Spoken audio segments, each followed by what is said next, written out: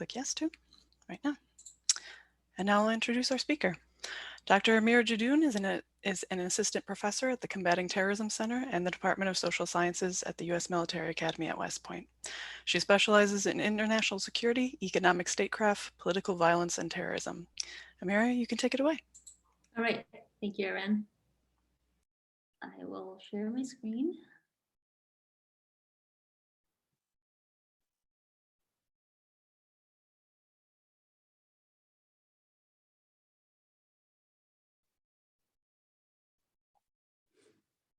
Okay, welcome everyone. First of all, I would like to thank you all in the audience for taking the time out on a Friday afternoon to be a part of this discussion.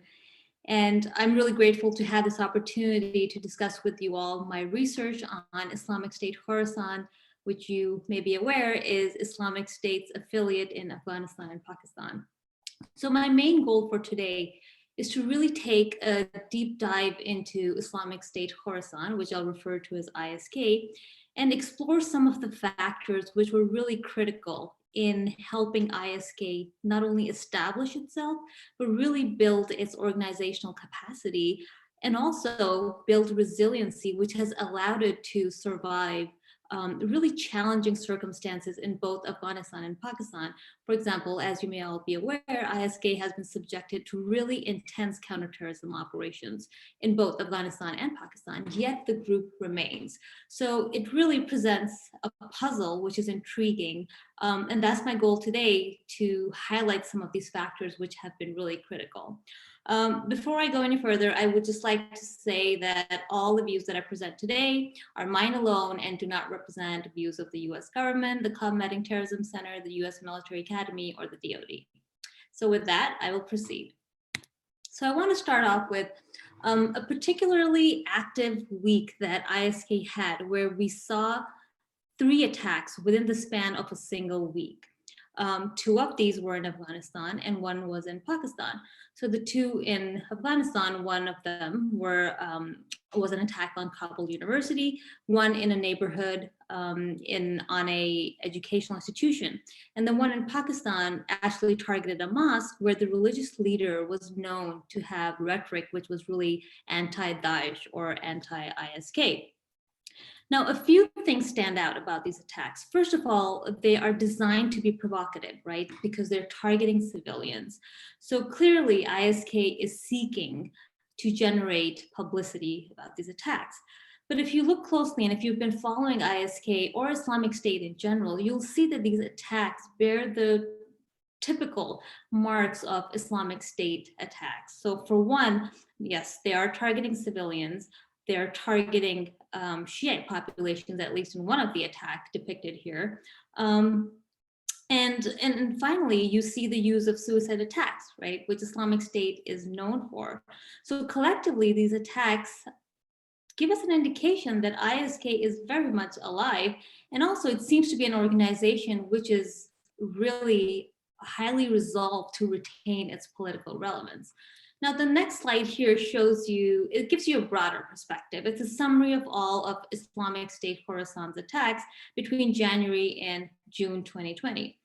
And the majority of these are in Afghanistan, except for the first one listed here. And when you take this broader perspective and these attacks combined with the 3 that I just showed you, you'll notice that 80% of these attacks are against civilian targets. Now, if you have been observing ISK's behavior over the past 3, 4, 5 years, you'll see that this denotes a change in ISK's behavior. So typically, ISK, even though it has targeted civilians, it has, on average, tended to attack state targets more frequently. So what does this change in ISK's behavior mean, right? So it could be signs of a weakened organization. As I mentioned earlier, ISK has had, it's experienced a large number of CT efforts, and it's experienced significant militant losses. So it could be signs that this organization is desperate, so it's turning more towards soft targets. But it also could be because they have been unable to yield casualties in the 2 attacks that you see here, which were against state targets. So they need to create media publicity around their attacks to actually demonstrate their resiliency, their resolve, and the fact that they're still relevant. So on this slide, you'll see the roadmap for today's talk. I have to say, one of the projects in here, which focuses on CT efforts against ISK, was done with my co-author, Andrew Mines, who's been a significant contributor to this part of the effort.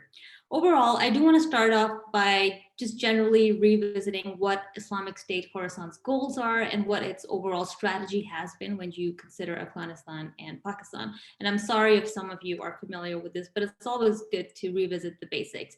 I'm then going to show you a lot of summarized data, which will allow you to look at the broader trends of ISK over the past 5 years.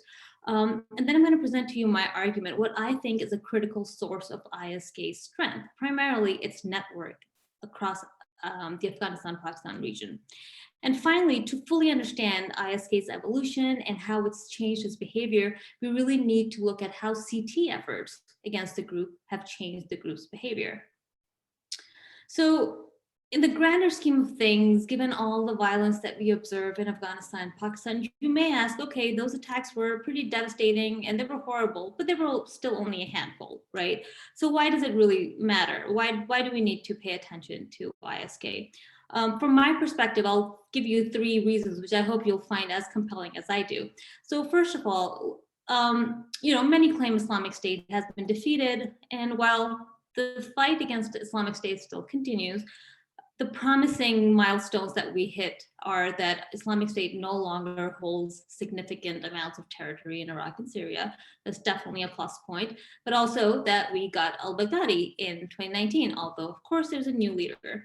The fight continues, right? So we need to make sure that we prevent Islamic State from reemerging and reconstituting itself in Iraq and Syria, but we also have to be attentive and make sure that Islamic State doesn't leverage its most prominent branches and affiliates around the world, because it's increasingly become clear that that's what Islamic State's strategy is, to continue to exert its influence and spread its ideology. So ISK has increasingly emerged as one of its most prominent groups. So if you think about it, it's a group which emerged in 2015, really became operational then. And by 2018, it was listed as one of the top deadliest groups in the world, so top 4. That's quite remarkable. As we've seen in 2020, it has continued to launch really provocative attacks, right? Some of the ones that I mentioned. And also, the other interesting thing that we've increasingly seen is that ISK has featured more and more in Islamic State's propaganda. So for example, in a statement in October, ISK was specifically mentioned by the Islamic State leader, who mentioned ISK's prison break, which resulted in the release of several ISK militants. It's almost as if to encourage others to emulate ISK. In a recent piece of propaganda, which you see here, released by Al-Naba, on the left side, if you can see it, it's a little bit fuzzy, but you see in the list of killed and wounded distribution across the vilayats, you see the Khorasan Valaya as right at the top, right, with the most casualties. So this can have implications. For one, if you think about the fact that Islamic State frequently puts out a call for fighters to migrate to different places, well, ISK could be a good place to relocate for foreign fighters, right? If Islamic State Central still has funds to disperse, then if ISK stands out as a competent Balaya, then it's likely to attract some of the funds. We haven't really seen any evidence of that happening, but it's always good to be aware of the potential consequences.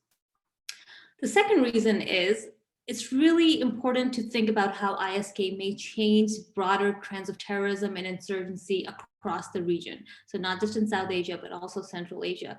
We have the example of Al-Qaeda, who had significant impacts on what happened in South Asia, how Al-Qaeda created links with different groups, how it disseminated its ideology. Same with ISK, right? It has an ideology which is unique. It has very specific tactics, and specifically in the context of South Asia, the ideology and tactics that ISK brings with it can actually exacerbate sectarian violence, which is not good news for the region. Of course, ISK can trigger rivalries, and now we have the extension of the Al-Qaeda and Islamic State rivalry in South Asia and also in Kashmir, which is already a very volatile place. And in other places, such as Southeast Asia, we have seen that Islamic State's presence or influence has actually increased female participation. While again, we haven't seen much of this in Afghanistan and Pakistan, where militancy tends to be, at least in terms of the active roles, dominated by men. Again, it's a potential implication of the increasing influence of Islamic State.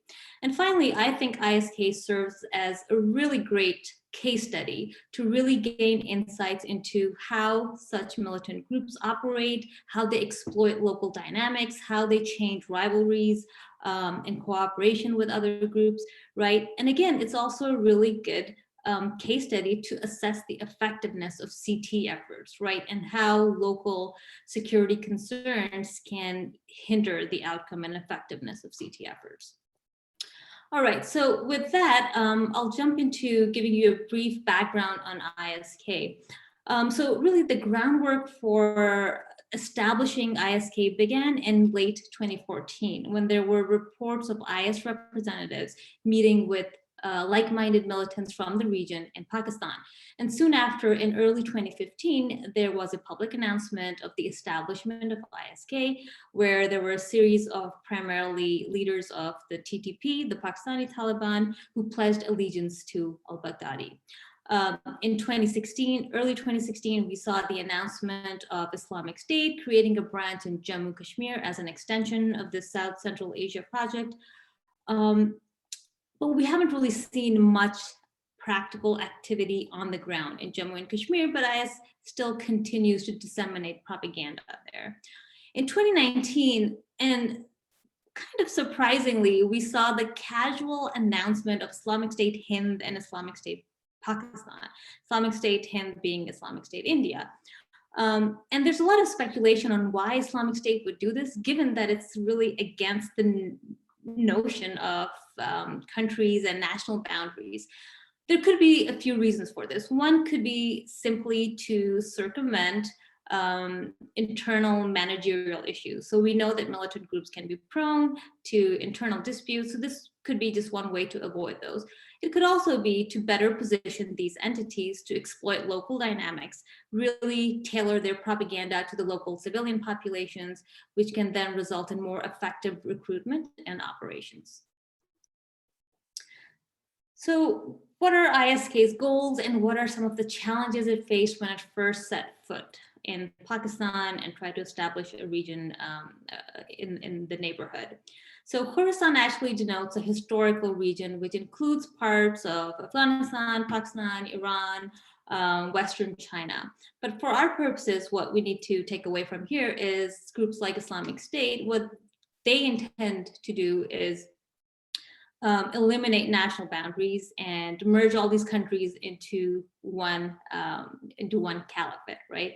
And Islamic State sees itself as the exclusive, legitimate leader of the Ummah, and they adopt a deeply Takfiri ideology. Again, this will be familiar to you if you follow Islamic State at all, where any Muslims who do not subscribe to the extreme version or interpretation of Islamic State's version of Islam, they become a legitimate target.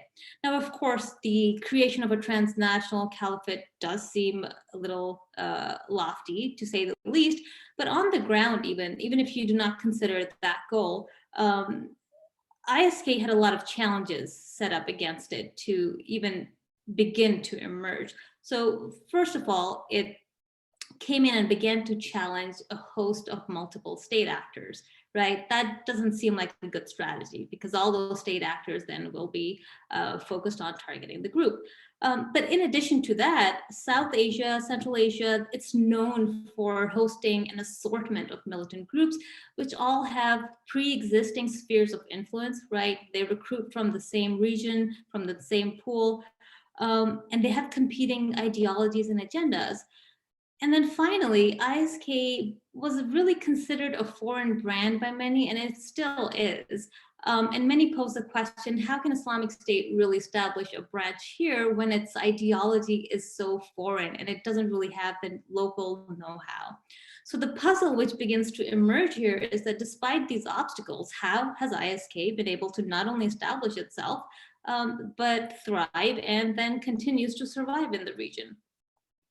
So based on my analysis and study of the Islamic State so far, this seems to be the emergent strategy in both Afghanistan and Pakistan. So it seems that ISK has set out to establish or create space for its brand via two pathways. One is at the individual level, where it's looking to recruit from the younger population or look at defectors.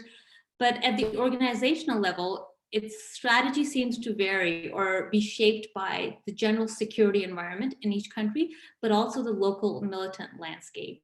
So in Afghanistan, where ISK faces a relatively weak state and also faces a rival Afghan Taliban, it's decided to clash with the Taliban, right? Taking it on as a rival rather than creating alliances with it, while also simultaneously engaging with Afghan security forces and coalition forces.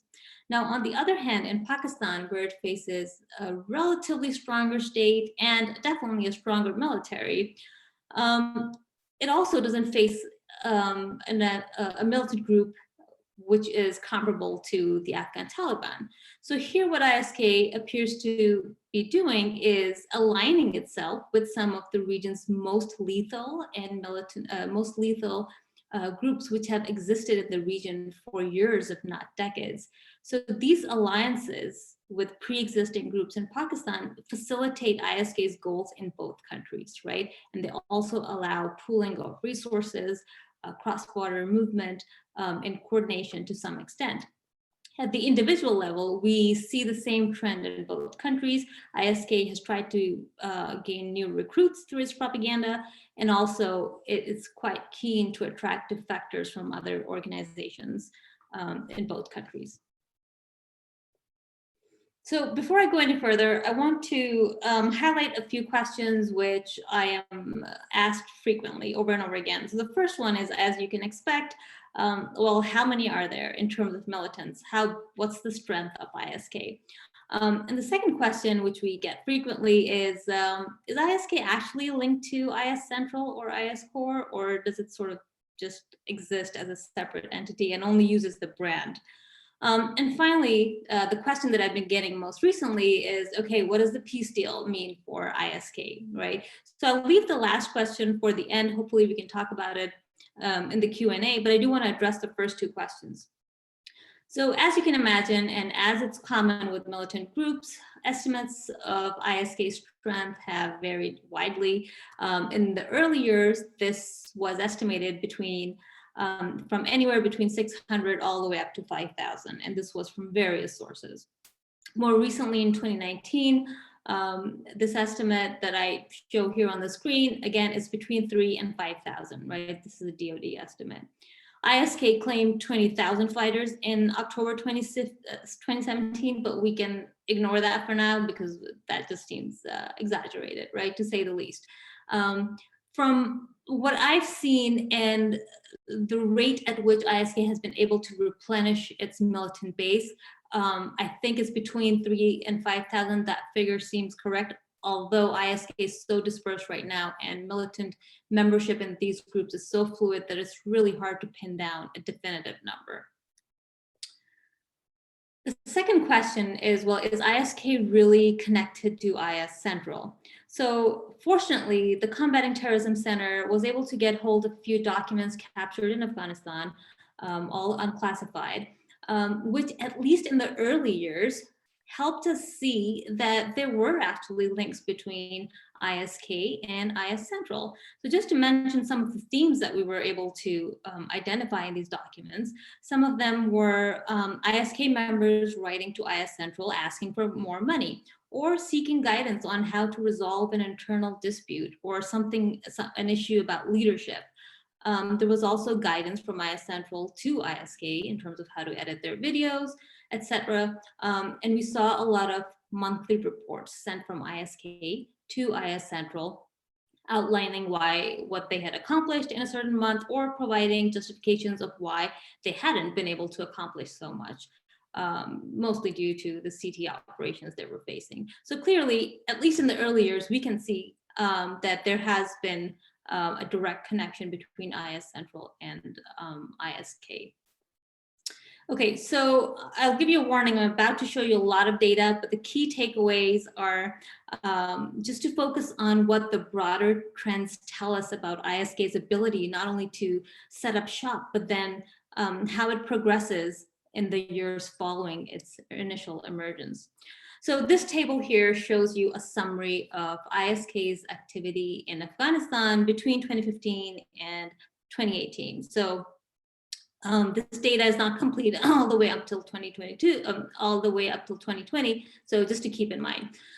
So as you can see, ISK's activity was spread out in several provinces, but it's pretty clear that they were primarily focused on Nangarhar and Kabul.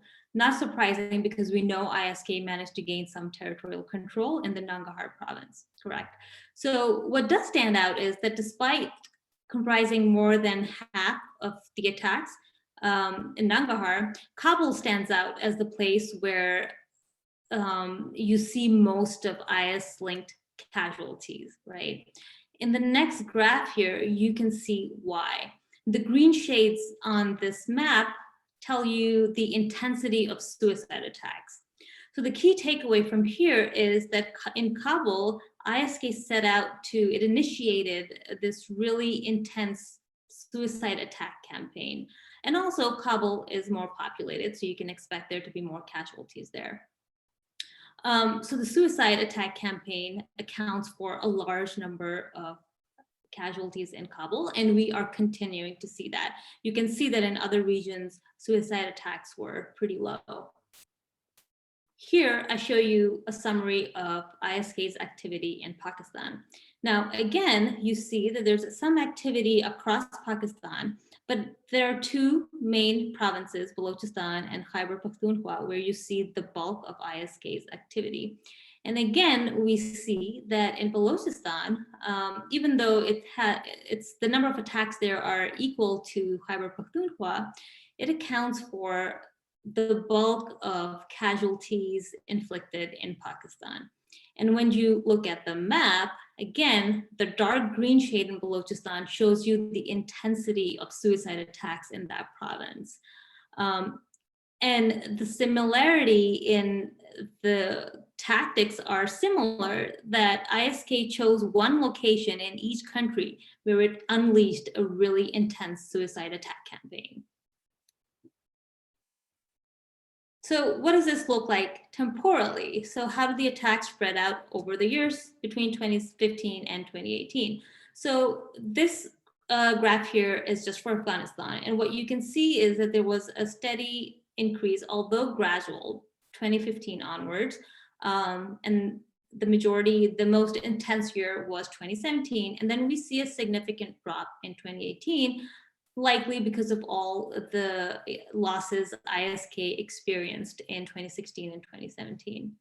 In Pakistan, we see that 2016 was the more active year for ISK, and then there was a decline in 2017, and it stayed pretty much low. And we see these trends continue in 2019 and 2020. I do want to draw your attention to the year 2017, where we see a decline in ISK's activity in Pakistan, but simultaneously we see an increase in Afghanistan. Now, this is possibly due to the targeted operations that the Pakistani military undertook around 2017, late 2016, which specifically targeted ISK militants along the border region. One outcome of this could be dispersion of ISK militants into Afghanistan, which led them to focus on conducting attacks in that region. Now, this is not surprising, because this is something we've seen with the Pakistani Taliban as well.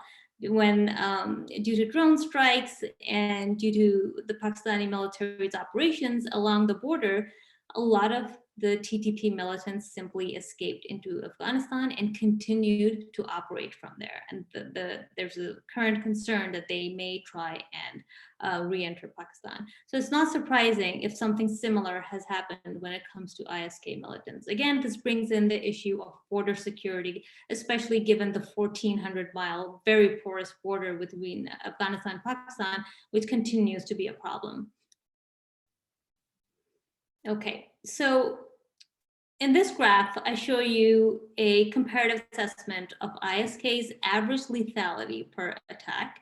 This allows us to assess whether ISK was improving in its ability to inflict more destructive attacks as time went on. So even though the previous graph showed you that their total number of attacks varied a lot over the years, this shows a different picture, right? So average lethality per attack every year means the total number killed and wounded every year divided by the total number of attacks in that year.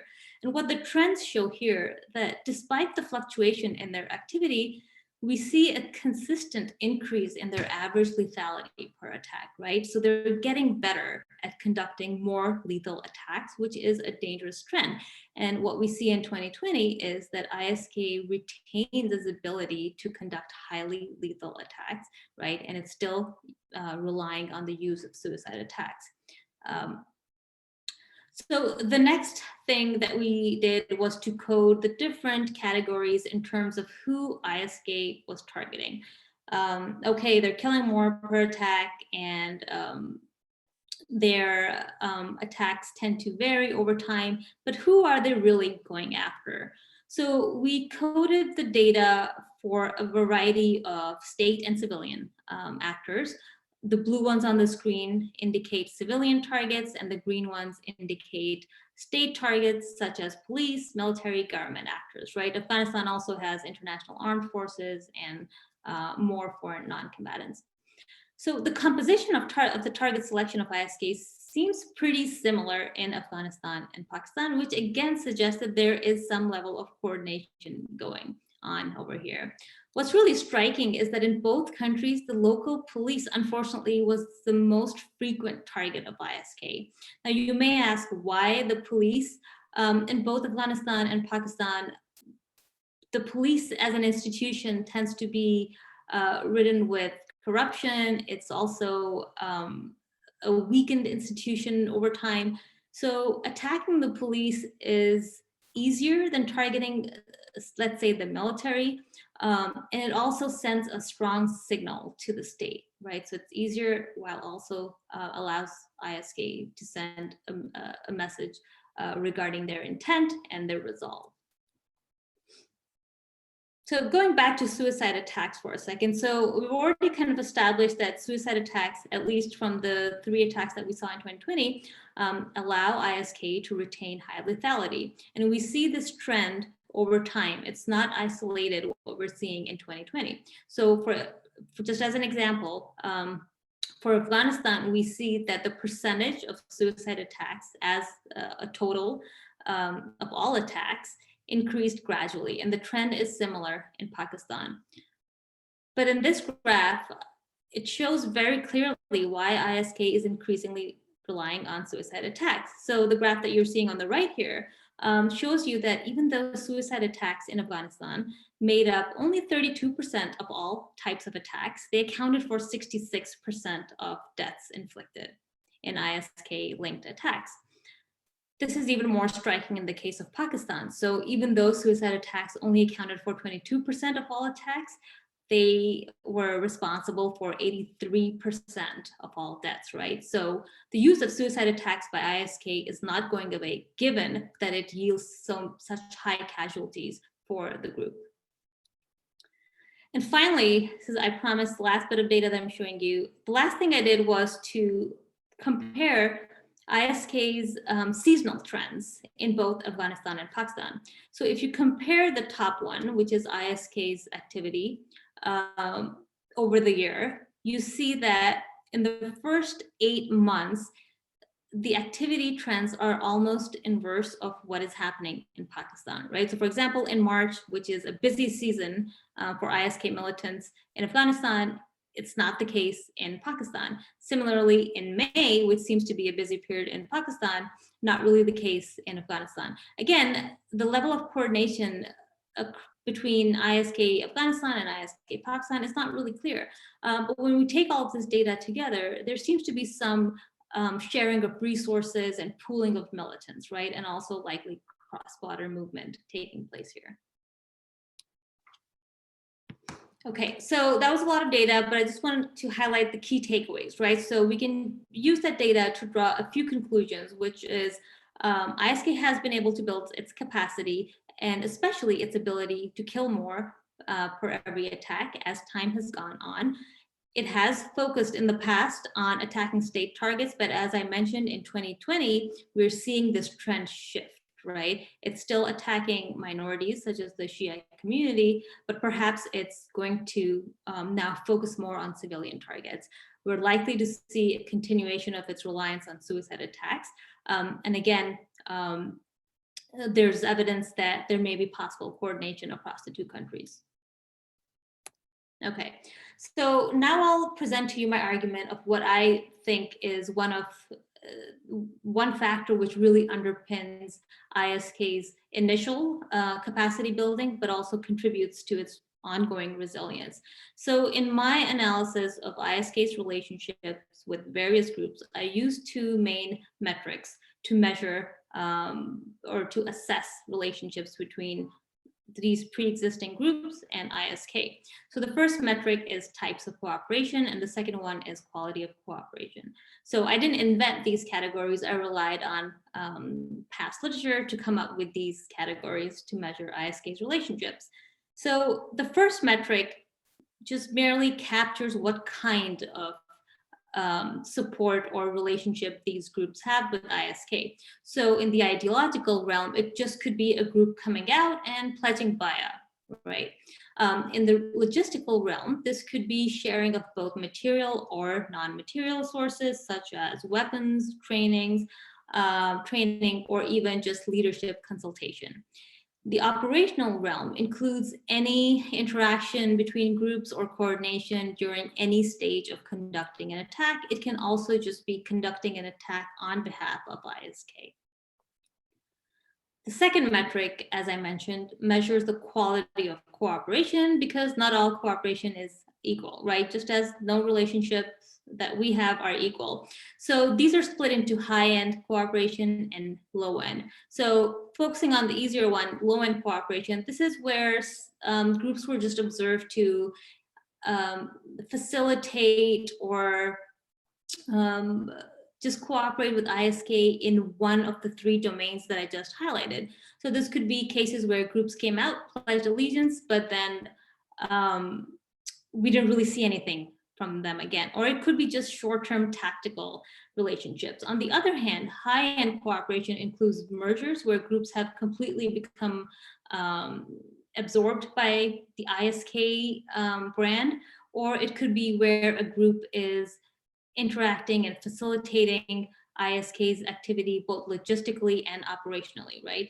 And the reason this is useful is understanding the quality of cooperation helps us predict how integrated these organizations may be with ISK and how likely their relationship is likely to last, right? Is it going to be an enduring relationship, or is it just a short-term relationship?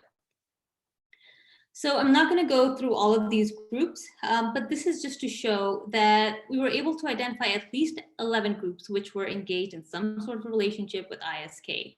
7 of these 11 groups were engaged in high-end cooperation, which means either they were completely absorbed, merged with ISK, or they were cooperating with ISK in more than one domain, right? These are the relationships that we need to be attentive to because they're likely to last. 4 groups were engaged in low-end cooperation.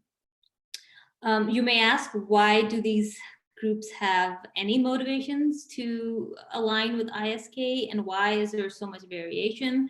I just want to highlight that the cases where we observe strategic alliances, again, this is high-end cooperation.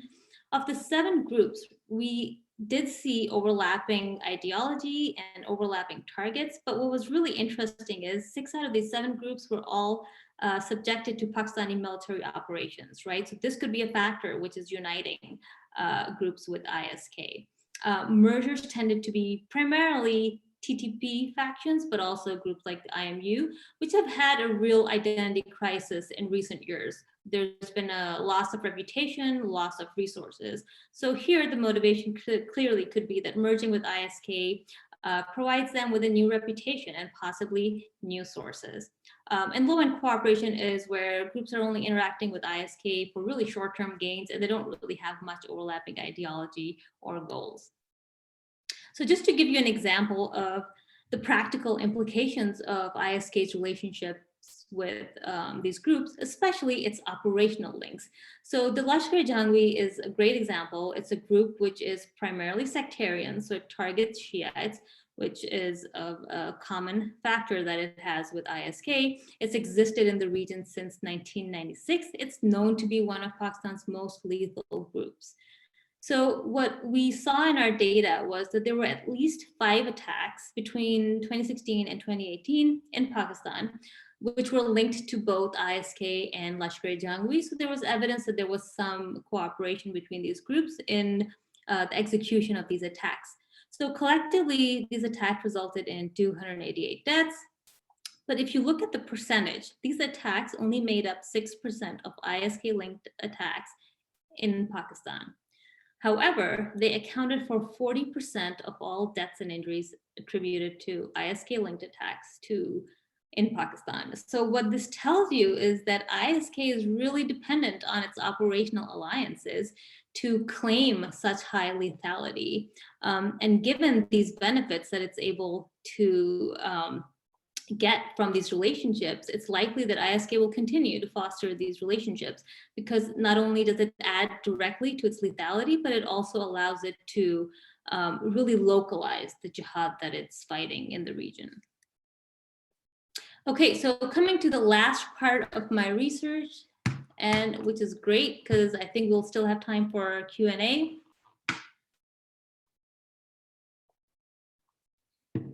So I think we can't really fully understand the evolution of ISK until we look at how CT efforts against the group have changed the nature of the group, right? And what the outcomes of these CT efforts been.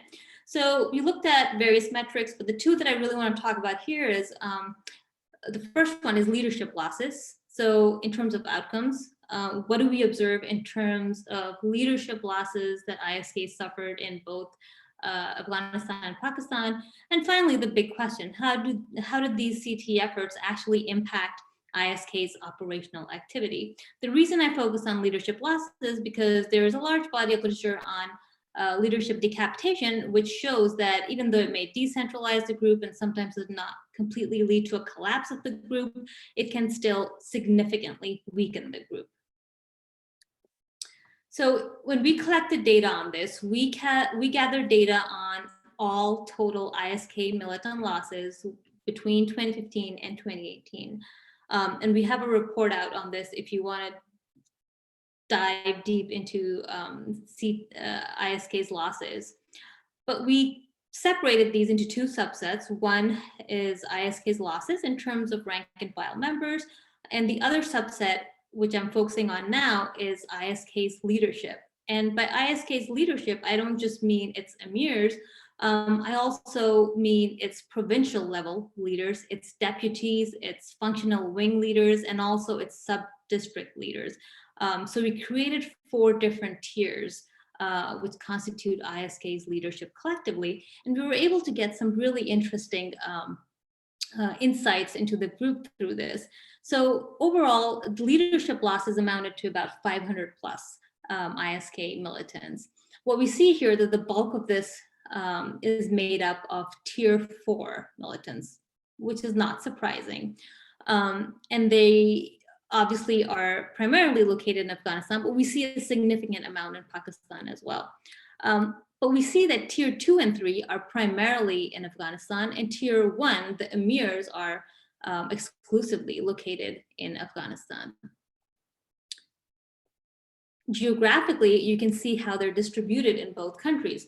So again, when we look at Afghanistan, you can see the leadership losses were concentrated in Nangarhar, which was obviously the base of Islamic State Khorasan.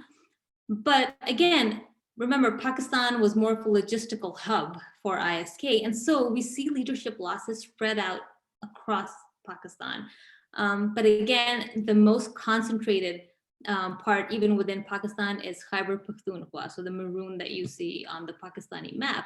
And it's interesting, again, that Nangarhar, Kunar, Khyber Pakhtunkhwa, they're all areas close to the border, which again brings into question the problem of border security and cross-border movement.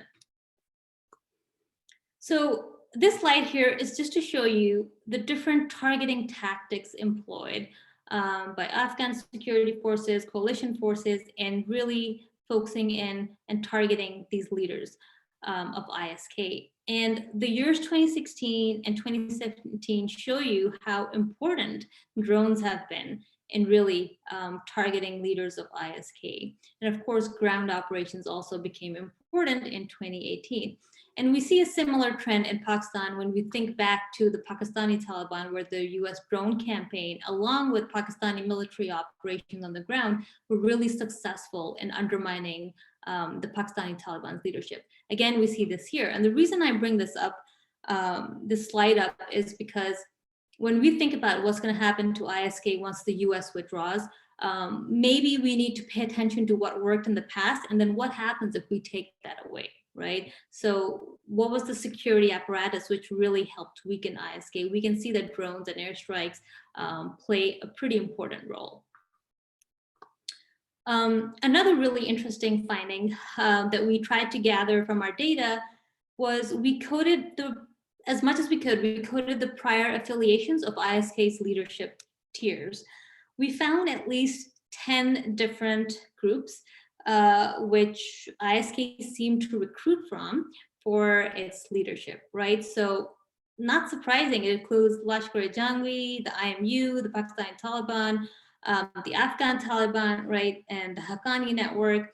So what this really shows is that along with ISK's network, which allowed it to build this capacity, ISK's ability to recruit from all these different organizations, which have really, really experienced militants who have survived in the region, right, for years, has really allowed it to sustain itself, even in the face of these CT operations. And finally, we were able to code the nationalities of some of these leaders, only in about 20% of the cases, right? So you can imagine that the nationality was only reported in cases where newspapers deemed a person to be a foreigner. So unsurprisingly, the orange bar tells you that in Pakistan, foreigners were primarily Afghans, although we see more variety in Afghanistan, right? But what is really striking is ISK is really relying on Pakistani militants to recruit into its leadership ranks. Okay, just want to show you one final graph, and I'll skip a few slides to get to the end so we have time for Q&A. What have these CT operations meant for ISK's operational activity? I know there's a lot going on here, but I want to draw your attention to the yellow line, which shows the total number of attacks by ISK. The red line shows you ISK losses, right? So you can see that ISK losses seem to have impacted ISK's attacks because they are on the decline after 2017. But what you see in comparison in terms of the green line, which is ISK's lethality per attack, it increases drastically after 2017, right? So again, these are trends which we are seeing in 2019 and 2020 as well. I'll skip that one. Okay, so going forward, what can we expect? What are the factors which will impact ISK's future trajectory? Obviously, the security environment, right? As I mentioned, Afghanistan's security apparatus. Also, ISK's ability to regain control of territory and intimidate civilian populations and control them. The last thing I want to highlight is just knowing that ISK has so many operational links with other groups. Is simply targeting ISK the solution? Probably not, because it exists as a network. And I think a holistic approach, not only requires regional cooperation, but also dismantling the network. Otherwise, it's likely to survive even as a weakened organization. Okay, Erin, I'm going to stop there so we have some time for questions. Thank you. Sure, that sounds good. And for all of our attendees, just as a reminder, you can drop your question in the Q&A. We will do our best to get to all of your questions. We have a lot of great questions already. But so our first question, you actually noted this in the presentation, and someone would like to circle back around on it. But what impact has the Taliban peace negotiations had on ISK's strategy? So two things. I think as the peace negotiations came into being and the peace deal was signed, ISK was already operating from a position of weakness, right? It's experienced such intense militant losses that the group is not what it was in its earlier years. So the group is weakened, its attacks are declining. But ISK is likely to use this as an opportunity because we have to remember no peace talks make everyone happy. So there are likely to be some disgruntled Afghan Taliban members, maybe Haqqani network members, not as groups, but some disgruntled members. And I think ISK's strategy has been to obviously sow more discord and chaos because it benefits from that, but also to present itself as a viable alternative, the organization to join if you're not happy with your current organization. And I think that's what it's trying to tap into. And for now, I think its strategy is just to launch provocative attacks because no one's going to join ISK if it thinks that it's an organization which has been weakened and can't even conduct lethal attacks. And I think we see that playing out. Sure. So the next question is, what is the importance of the digital media aspect of the rise of ISK? So I don't particularly look at ISK's propaganda and its digital presence. But of course, knowing that the younger generation across South Asia and Central Asia is more tech savvy. And if you look at, as an example, Jammu and Kashmir, ISK has primarily exerted its influence in Jammu and Kashmir by reaching out to the younger population who hasn't perhaps even engaged in militancy as yet, but that's how they've been reaching out to them through social media. A lot of other Kashmiri militant groups have been doing that because they're younger and they're tapping into the younger population. I am sure that this is the case in Afghanistan and Pakistan as well, especially in Afghanistan, as much as to the extent that people and populations have access to technology. I'm sure ISK is exploiting those because that's what Islamic State is actually, it excels at. And so it's possible that the Kabul cell, for example, which seems to be popular or able to recruit young Afghans, is using social media or other online platforms. Sure. So our next question, we're kind of pivoting away from this, but why do you think that the Islamic State announced a separate wilaya for Pakistan? And have you heard anything about its leader? Yes, I have heard things about its leader, which are conflicting. So the latest leader is, his last name is Al-Mahajir, which translates into immigrant. But there's sort of two camps in terms of the people who study ISK. One maintains that al-Muhajir, immigrant, implies that this person has been imported from Iraq and Syria. But then there's another camp which claims that no, this person is actually Pakistani. We don't really know, right? All of this is speculation. Everyone is using their sources on the ground. I think choosing someone who's has an Arab heritage, I don't know if that's a sound approach from the perspective of ISK, which is really trying to localize the organization, right? It's recruiting locally. And so if you place a leader who is considered a foreigner, I don't know how effective that is in terms of organization design. I'm sorry, what was the second part of the question? Oh, just if you knew anything about the leader, like his name. but it makes sense if we probably can't expect you to know everything about this person if no one else does. So that's probably okay. Right. Yeah, sorry, I think I missed, there was another part of the question too, which I Um, missed. That's fine. let me see. Oh, no. Well, why do you think that Islamic State announced a separate wilayah for Pakistan? Oh, in Pakistan, yes, that's what it was, right? So again, no one knows. It's speculation. Like I said, they casually announced IS Hind and IS Pakistan, which actually doesn't really align with their sort of anti-nationalistic agenda. I think there may be practical reasons, right? Because we know militant groups are so prone to internal disputes. We see that in the Pakistani Taliban. We see that in other organizations as well.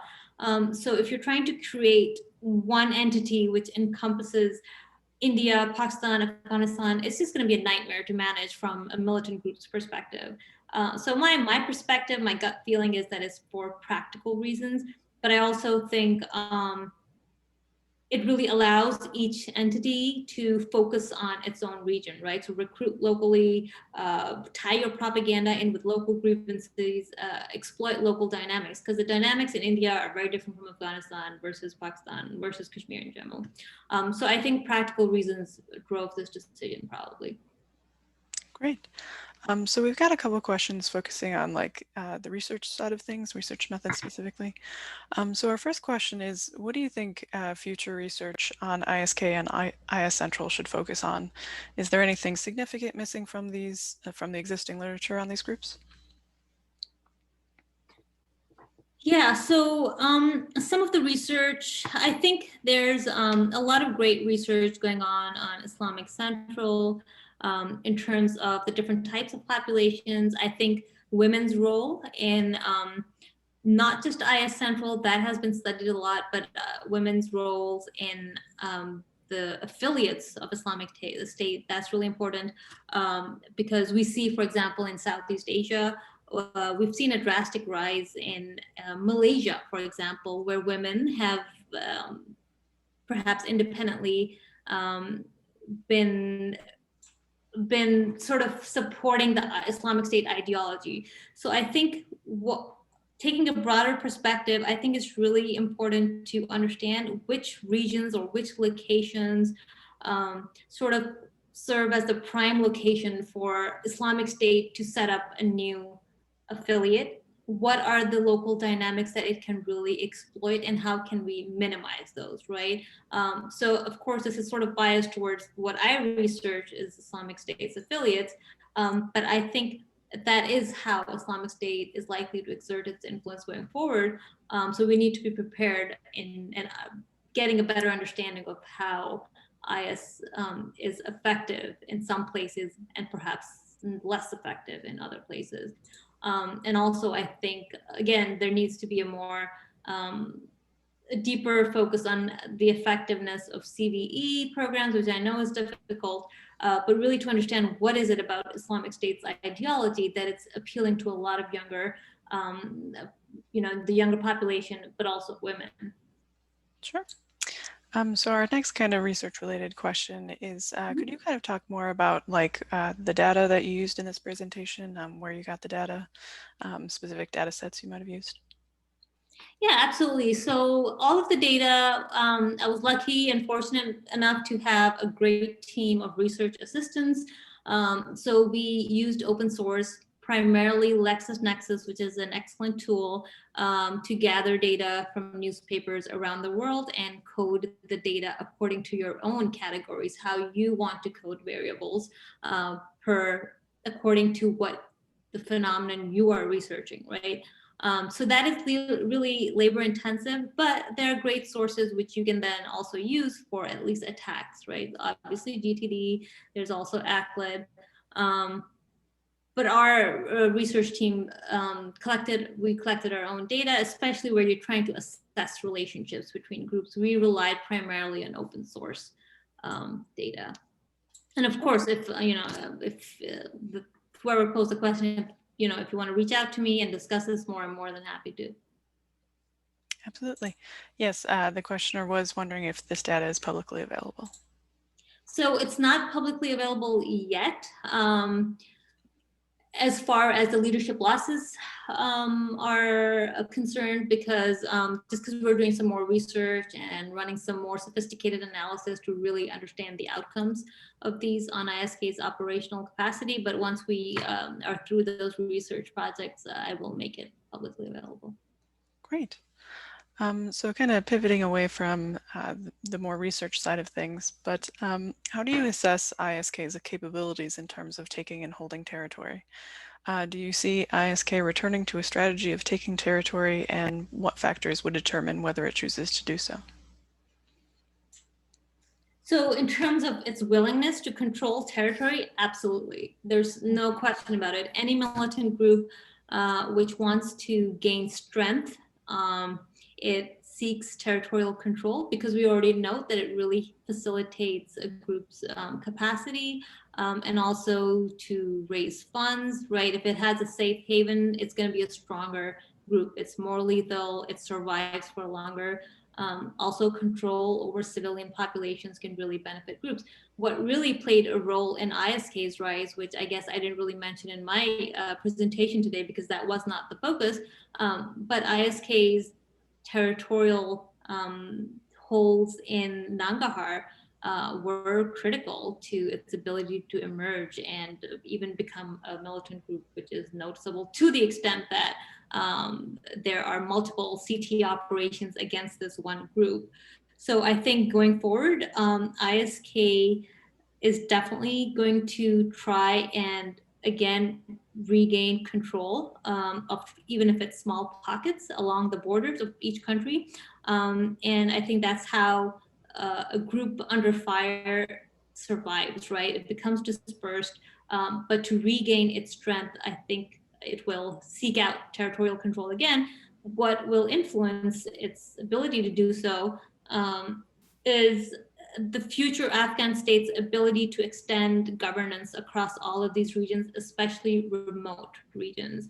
Unfortunately, Afghanistan is still a very highly aid-dependent country.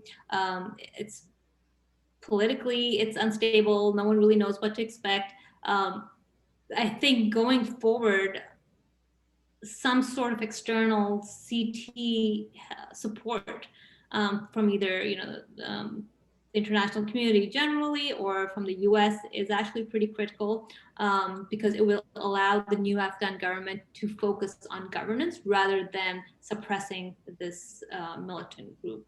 So I think governance along with CT, effective CT, is they both will determine the ability of ISKs to regain any territorial control. Okay, great. For our attendees, I will note that it's about 2 o'clock right now in case you have to duck out. We will have a recording of this event available on our website by the end of the day, but we should be able to keep going for a couple minutes more to answer as many questions as we can. And so we have a couple questions now about kind of the motivations behind attacks and what might be leading to attacks. So our first question is, might the increased attack frequency in May in Pakistan be connected to the ending of Ramadan? I haven't particularly looked at that, but I think there is mixed research on whether some groups actually increase their attacks during Ramadan or not. I can't remember off the top of my head how the patterns align in the case of ISK, but that's definitely something which can be easily explored with the data that I already have. Sure. And so the next question is also similar, but is it possible that the attacks on the police are meant to amplify intimidation, especially as the local police force is supposed to serve and protect civilians? So an attack on police is signaling that no civilian is particularly safe.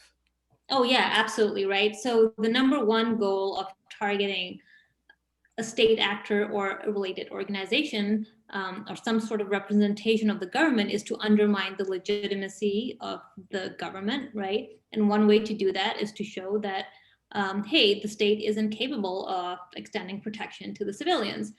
Absolutely, that is one of the underlying goals. If we look at the Pakistani Taliban, they also frequently target the police. And there's an example of when when military operations cleared out Swat Valley in Pakistan of militants, I think I could be slightly off on the numbers, but out of the 1,600 policemen who were located in the Swat Valley, half of them simply abandoned because they were afraid of being targeted, and rightly so, right? So absolutely, I think because militaries are not meant to still hang around in the regions which have been cleared of military, so likely the police takes over. If the police is viewed as incapable, incompetent, that increases the legitimacy of the militant group, if not even the legitimacy of the militant group. It does make civilians feel more intimidated and more likely to comply with militant demands and facilitate them in some way, just because the state cannot offer them protection. Okay, thank you. So this is a bit of a lengthy question, so prepare yourself. But recent trends appear to point toward recruitment of Indian nationals, particularly from Kerala state. Some of the fighters that have migrated to Nangarhar have been involved in high-profile attacks for ISK. Does this create an ongoing concern for India and its interest in the region, as Afghanistan will be used as a location to plan, train, and execute attacks on its homeland and other India-related locations? Since India is, well, there's an IS Hind now, there is IS Jammu and Kashmir. There have been recruits from India, absolutely. So there's definitely a concern because Islamic State is seeking to appeal to Indian Muslims, right? And especially really exploit any grievances that may be. And we've seen Al Qaeda do that in the past. We've seen Islamic State do that in the past. I think there is some level of concern. On the whole, though, I think Islamic State's actual success in recruiting Indian Muslims is still limited. Somehow we have not seen a flood of Indian Muslims joining ISK. So that's something to be attentive to. I think the concern is there, one which the Indian government and state is aware of. Especially, I think the concern may be higher in the Jammu and Kashmir region rather than in Afghanistan per se. It's a concern, I would say, but I think the success has been limited. So I think India probably has bigger concerns about militancy outside of Islamic State, which take a priority. Sure, thank you. So our next question is, who do the ISK members swear allegiance to? Is it ISK leaders or someone else? And what role does this play in group cohesion? So yes, so all ISK affiliate leaders pledge allegiance to the leader of Islamic State Central. That's the first step to even becoming a vilayat. The next step usually is someone, a representative of IS Central, then acknowledging that pledge. And of course, there wouldn't be an IS affiliate if that transaction didn't happen in the first place. In terms of group cohesion, I don't think there's a direct effect on it. Not that I've been able to measure that quantitatively or that it can be. But I think when it comes to, it's definitely something which adds cohesion because, you're all pledging to the same leader. But these affiliates still need to have their affiliate or Valaya emir, right? And the choice in that is likely to create disputes internally within these vilayats rather than the caliph who they're pledging allegiance to. So we've seen that in the case of ISK, where some of the correspondence that we saw, some people were not happy in terms of who the affiliate leader was. So I think that's more critical in terms of internal cohesion within affiliates. Okay, great. And we've had a couple questions kind of related to this. So is ISK planning any operations, or do you think they will, in the West, particularly the United States or Europe? So I think ISK's focus is going to be local or regional.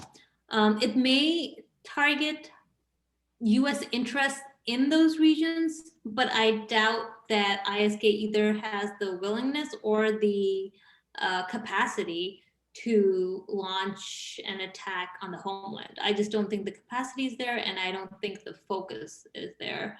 Now, Islamic State inspired individuals are obviously a threat around the world in Western Europe and in the US. But in terms of these affiliates, I think these are more locally focused. And I think also they might lose some of their recruits or their relationships with regional groups if they start focusing completely on the West, right? One of the reasons they've been able to get so many defectors from local groups or create alliances is because they share goals, right? If a local militant group has has a local government such as the Indian government or the Pakistani government or the Afghan government on its hit list, of course, all of those overlap with ISK. But if ISK orients itself towards Western targets, it may lose some of that appeal. Sure. I'm going to start combining some questions because some of them are a bit related to each other. So with the potential withdrawal of the United States from Afghanistan, and then the kind of taking over the Afghan government's capacity in terms of counterterrorism, do you see a potential for ISK to regain physical territory? And how would you assess the Afghan government's capacity in addressing the ISK threat and it perhaps regaining territory? So again, I will look at past trends. What we can see from the data is that drone strikes, right, and the combination of airstrikes and ground operations, along with the Taliban when they were clashing with ISK, all the combined effort was critical in suppressing ISK. So I think it really means what a US withdrawal means. Is it a complete, okay, we're done with Afghanistan, we're not going to have anything to do with Afghanistan going forward? That could mean a lot of trouble for Afghanistan from a security perspective. Because I don't think Afghanistan, which is still highly dependent, 75% of its economy is still dependent on aid, you can't realistically expect a country which has been devastated due to war all of a sudden emerge and establish a very adequate security apparatus. I just think that's unrealistic. So I think it will really depend on how much external CT support the Afghan government is able to get, because it needs that support going forward if it's to repress groups like ISK. I think that will be a key determinant. It's good to know, and a good note for everybody. I think that's about all the time that we have for today. We weren't able to get all to your questions, but I'm sure Amira wouldn't mind if you reached out to her. Does that sound okay, Amira? Yeah, absolutely. I would love to hear. I spend a lot of time working on ISK on my own. So if I can find someone else to talk with, about ISK, that would be great. Sure, sure. And you're welcome to check back on the event page for this event, and you'll be able to find a link to her page on the CTC's website. But for now, Amira, thank you so much. I think this was a No, thank fantastic you. talk. Thank you for the opportunity. Thank you. Of course.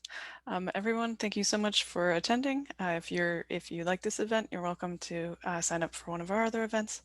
But otherwise, thank you for coming and have a great day.